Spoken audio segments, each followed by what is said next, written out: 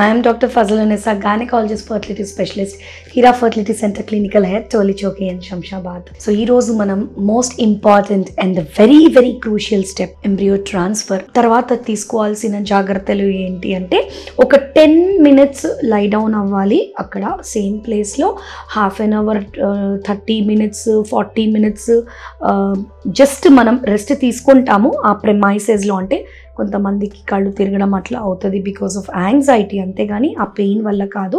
So 30 to 40 minutes మన doctor ప్రెమైసెస్లో హాస్పిటల్లోనే ఉంటారు. You can do your own activity. అంటే కొంతమంది చెప్తారు 15 days మేము బెడ్ రెస్ట్లోనే ఉంటామని. ఖచ్చితంగా అది చేయకూడదండి. ఎందుకంటే బెడ్ రెస్ట్ అనేది not advisable after embryo transfer. ఎందుకంటే బ్లడ్ సప్లై అనేది ఎంబ్రియో ట్రాన్స్ఫర్లో చాలా ఇంపార్టెంట్. సో మీరు ఓన్లీ పడుకొని ఉంటే ఆ బ్లడ్ అనేది అందదు. సో ఆ బ్లడ్ అనేది అందలేదు అంటే ఆ ఎంబ్రియో ఇంప్లాంటేషన్ కూడా తగ్గిపోతుంది. So normal activity whatever, gardening, cooking, strolling, ఇలాంటివన్నీ కూడా మీరు చేసుకోవాలి.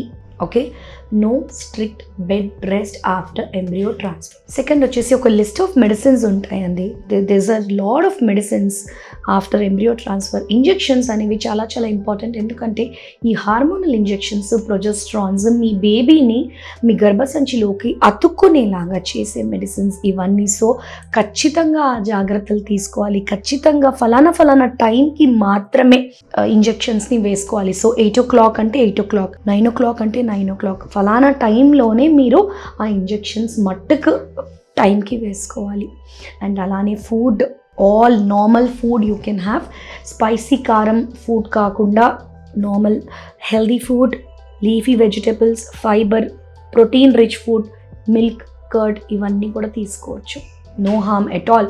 అండ్ నార్మల్గా తినే, మీ ఇంట్లో ఏదైతే నార్మల్గా తింటారో అవి మొత్తం అన్నీ కూడా తినొచ్చు. No restriction in diet as such embryo transfer తర్వాత.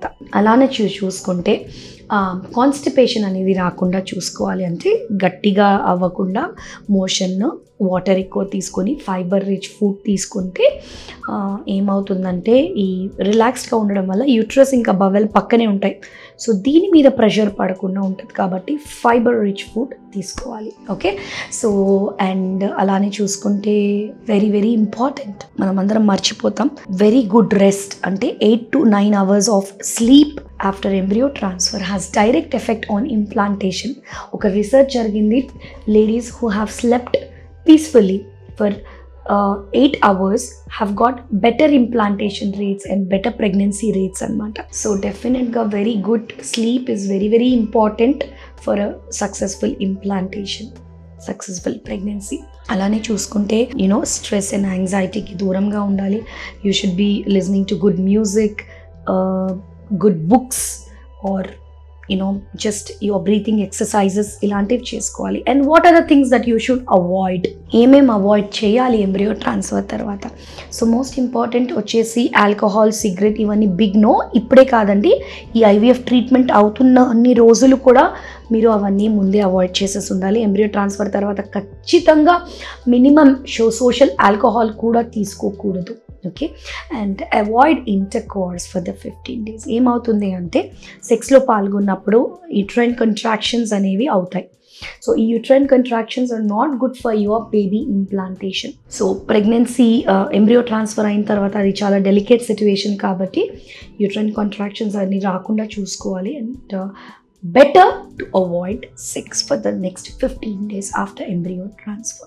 And alane chusukunte, as I told you, stay away from stress, stay away from negative situations, negative thoughts. And kontamandi andi embryo transfer aina oka 3-4 days ki kuda pregnancy test cheskuntu untaru, which is a big no.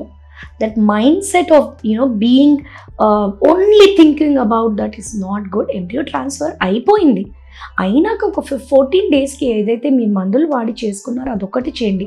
మీరు మళ్ళీ చూసుకోవడం వల్ల pregnancy ఏం వచ్చేది, దానివల్ల anxiety అది పెరుగుతుంది తప్ప దానివల్ల ఏమి పాజిటివ్ ఎఫెక్ట్ అయితే మనకి ఉండదు. So better to avoid such situations. And anxiety అనేది తీసేయండి, కూల్గా ఉండాలి. And just take it easy, కొంచెం లైట్గా తీసుకొని ఈ టిప్స్ అని పాటించండి. సో డెఫినెట్లీ ఒక ప్రెగ్నెన్సీ వచ్చే ఛాన్సెస్ ఉంటాయి.